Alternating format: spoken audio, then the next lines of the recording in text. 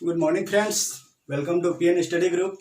आज हम लोग एक नया सब्जेक्ट स्टार्ट करेंगे, इंडियन ज्योग्राफी। तो चलिए आते हैं, स्टार्ट करते हैं।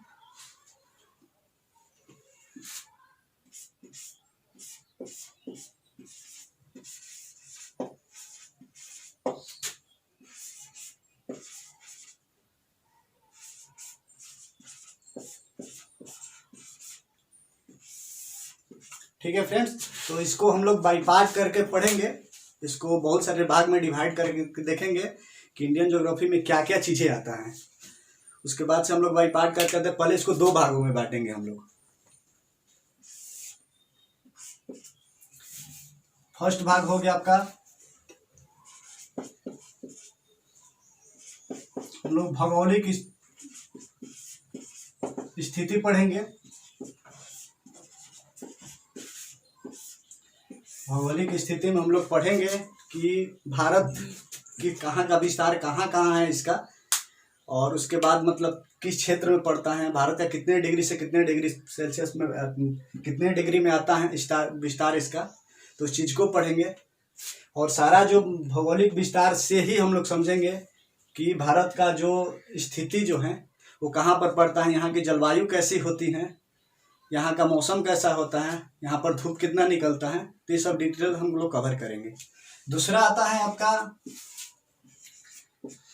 प्राकृतिक विभाग।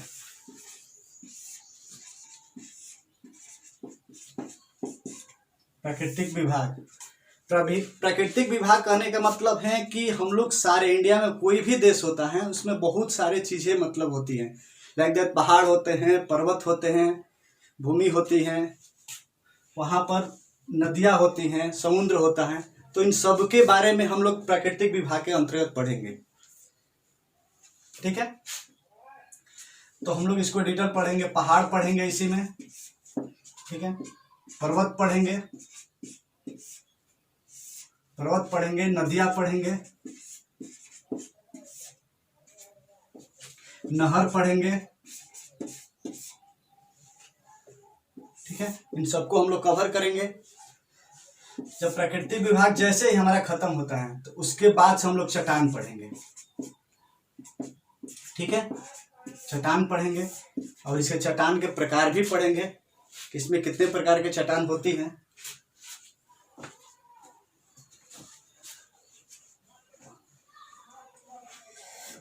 तो इन सब चट्टानों के प्रकार पढ़ेंगे। लाइक दैट, अवसादी चट्टानें होती हैं, कैंतरी चट्टानें होती हैं, तो इन सब के बारे में हम डिटेल पढ़ेंगे।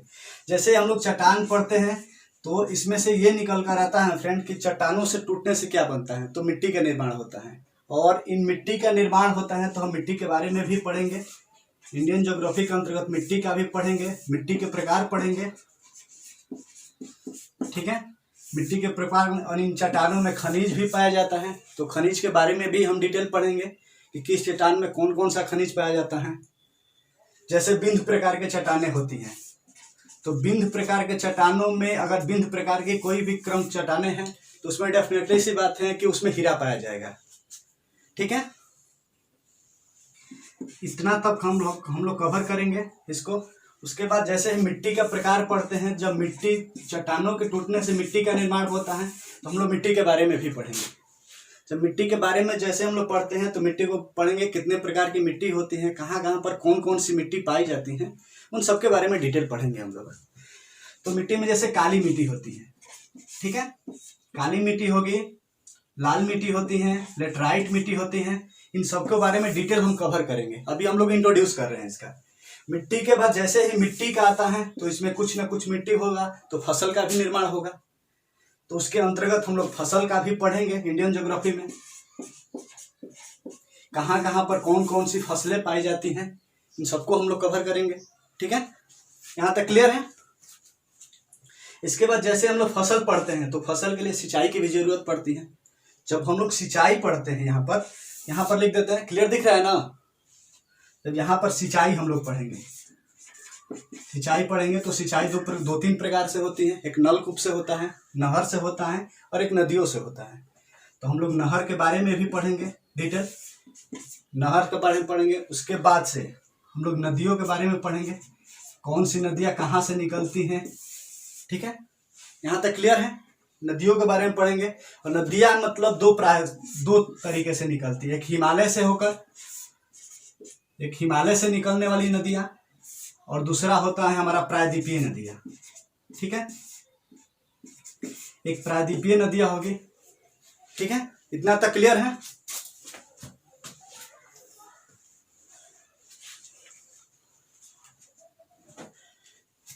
जब हम लोग हिमालय से निकलने वाली नदियां को भी 3 पार्ट में बांटेंगे। ठीक है, जब 3 भाग में बांटते हैं तो एक होती है गंगा नदी।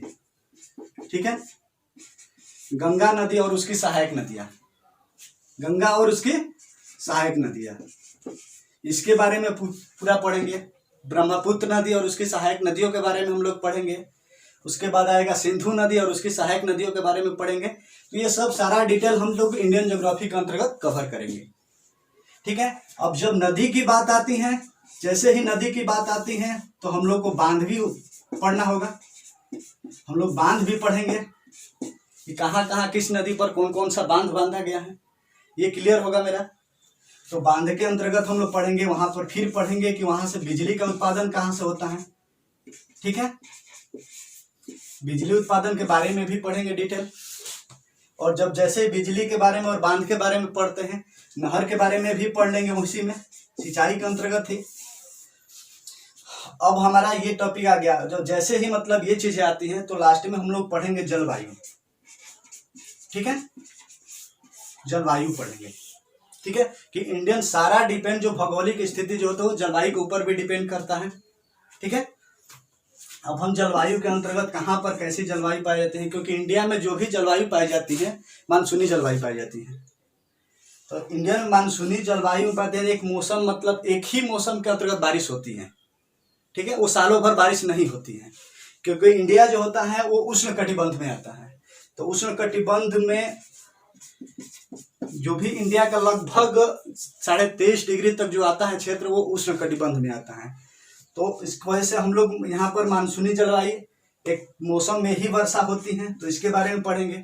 अगर यहाँ पर मौसम जलवायु आती है, एक ही मौसम में वर्षा होती है, तो उसके बारे में डिटेल पढ़ेंगे कि वनों का वर्गीकरण भी पढ़ेंगे। ठीक है, तो यहाँ पर वनों का वर्गीकरण भी हम लोग पढ़ेंगे। वनों का वर्गीकरण पढ़ेंगे।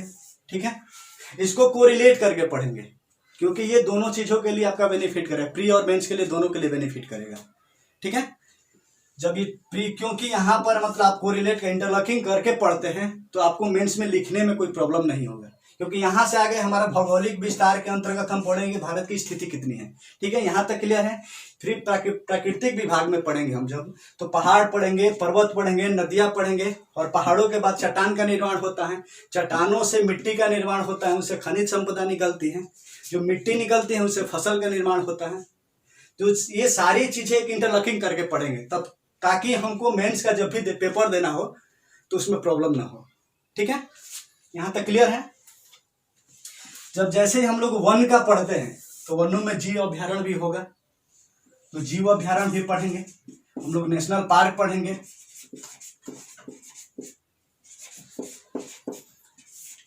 जीव अभ्यारण्य पढ़ेंगे, उसके बाद से नेशनल पार्क पढ़ेंगे। ये क्लियर होगा। ठीक है, तो इसको मिटा दे, अभी क्लियर है। ठीक है, यहां तक फ्रेंड क्लियर हो गया है।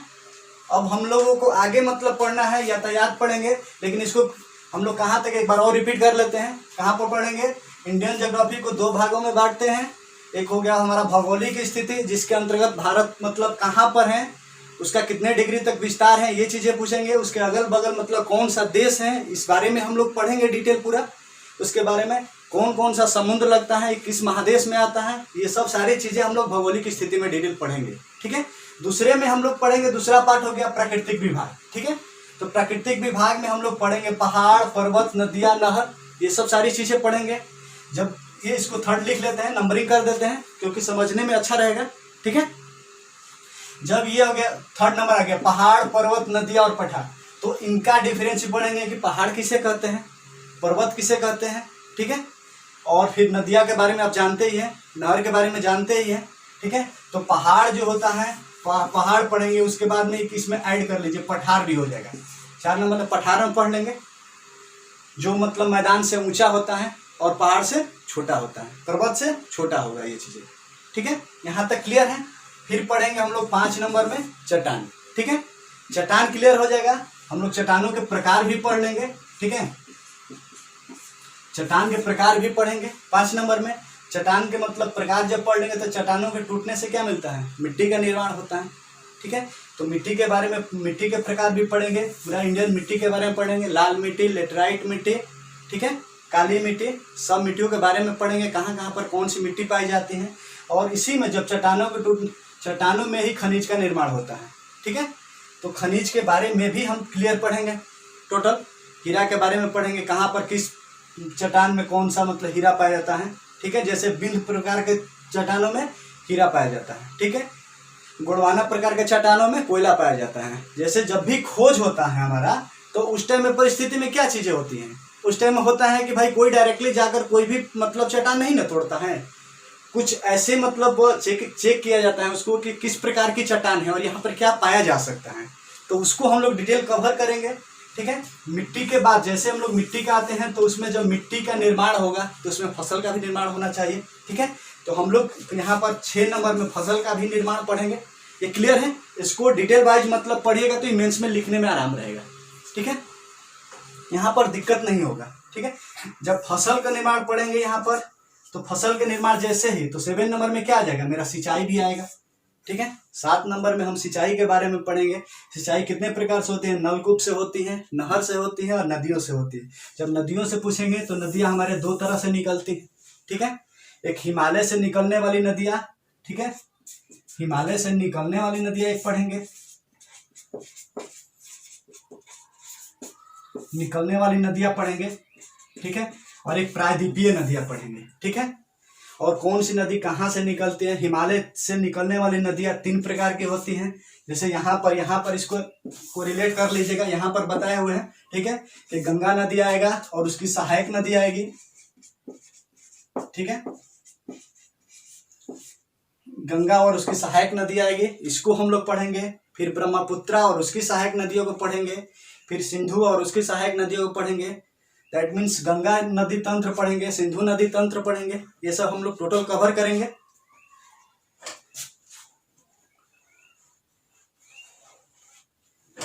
ठीक है, जैसे ही हम लोग ये सब कवर कर लेते हैं, उसके बाद नदियों पर बना बांध भी पढ़ेंगे।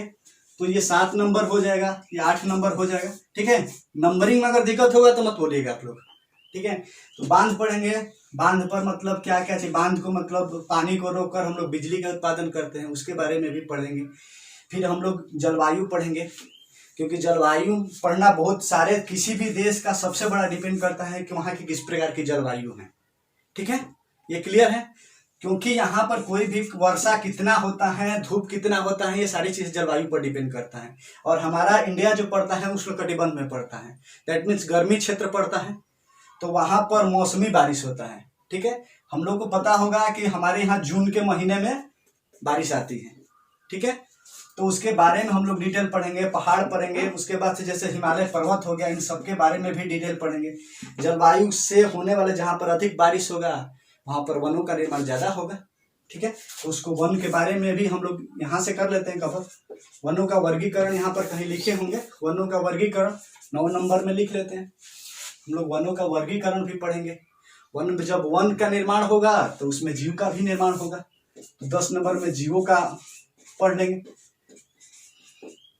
जीव अभ्यारण्य पढ़ लेंगे हम लोग। ठीक है, जीव अभ्यारण्य पढ़ेंगे।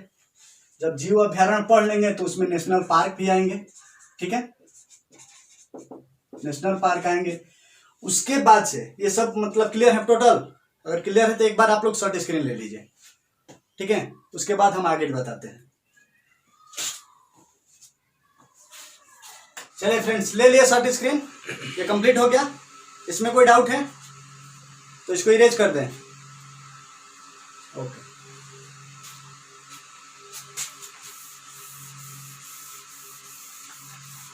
चलिए यहाँ तक क्लियर हो गया। उसके बाद से हम लोग 11 नंबर में क्या पढ़ेंगे, यहाँ पर जनसंख्या के बारे में पढ़ेंगे। क्योंकि इंडिया की कुछ ना कुछ तो जनसंख्या होगी, ये भी इंडियन ज्योग्राफी के अंतर्गत ही पढ़ेंगे। अगर जनसंख्या होगी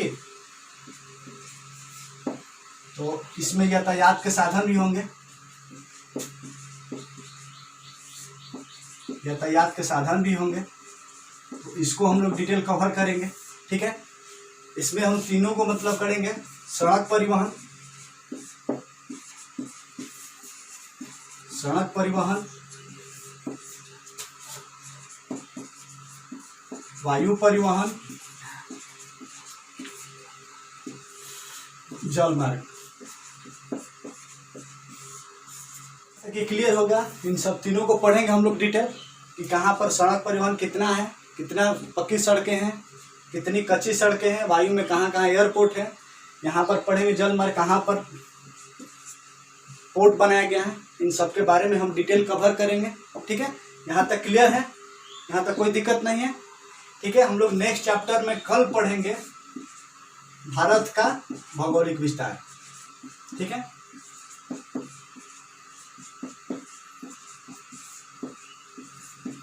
भौगोलिक विस्तार। ठीक है, कल हम लोग का नेक्स्ट टॉपिक स्टार्ट होगा भारत का भौगोलिक विस्तार। इसमें किसी को कोई डाउट है? ठीक है, अगर डाउट होगा तो कमेंट बॉक्स में कमेंट कीजिएगा। ठीक है, अगर वीडियो अच्छा लगा हो तो चैनल को लाइक कीजिए, सब्सक्राइब कीजिए। तब तक के लिए good luck, best of luck, good luck.